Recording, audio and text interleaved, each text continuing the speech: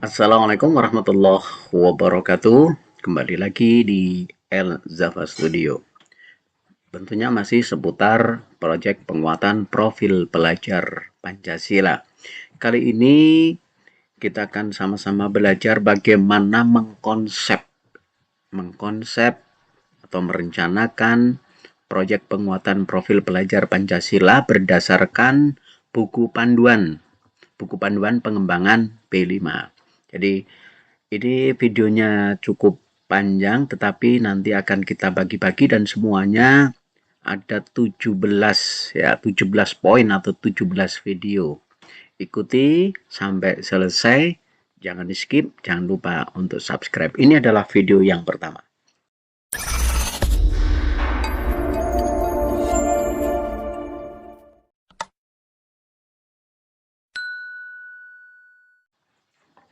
Panduan pengembangan proyek penguatan profil pelajar Pancasila. Buku ini bisa di-download secara gratis, teman-teman bisa banyak sekali ini ya. Buku ini bisa browsing aja banyak sekali. Panduan pengembangan P5 gitu. Sudah ada catatan halaman penting yang sudah saya siapkan. Ini terdiri dari 17. Ada 17 nomor.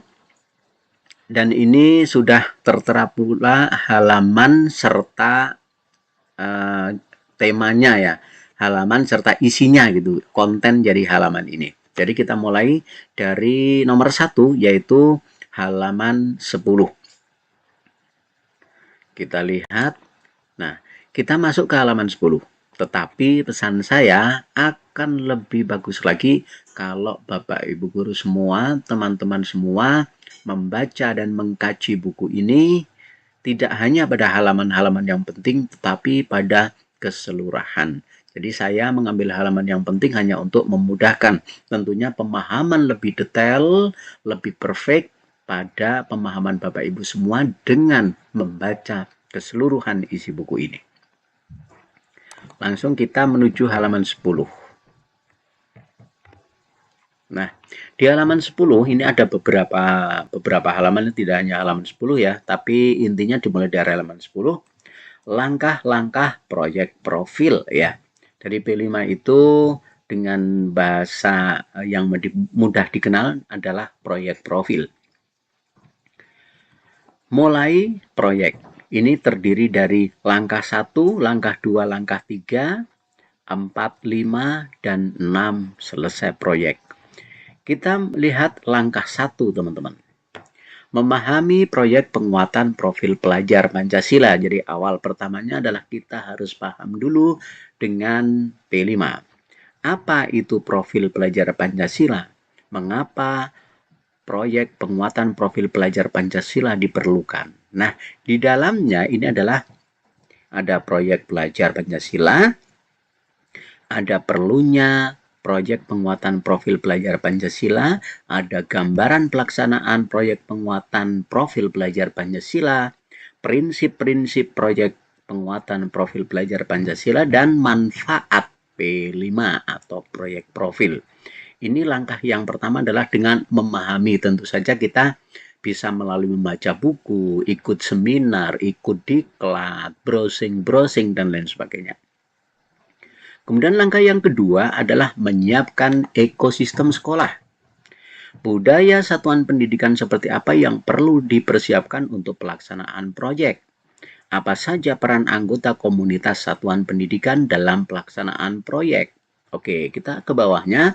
Membangun budaya satuan pendidikan yang mendukung penerapan proyek penguatan profil pelajar Pancasila, memahami peran peserta didik, pendidik, dan lingkungan satuan pendidikan dalam pelaksanaan P5.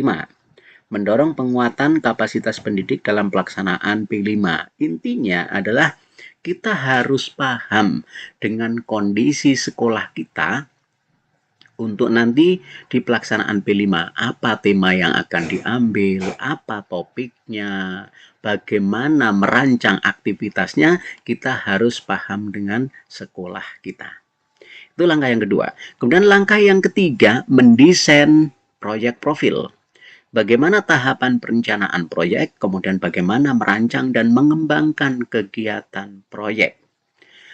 Yang pertama, alurnya, kemudian merancang alokasi waktunya, serta dimensi, kemudian membentuk tim fasilitator, kemudian mengidentifikasi tahapan kesiapan satuan pendidikan dalam melaksanakan proyek, menentukan dimensi, menyusun modul, menentukan elemen, subelemen, tujuan, merancang topik, alur aktivitas, dan asesmen. Nah, inilah di langkah ketiga, kita sudah masuk pada mendesain proyek.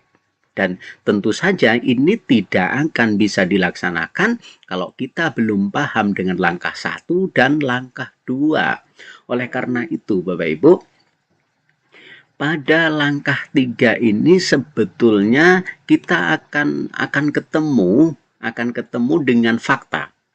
Ketika melaksanakan proyek di suatu satuan pendidikan sebetulnya akan kelihatan apakah para fasilitator atau koordinatornya paham dengan proyek atau belum.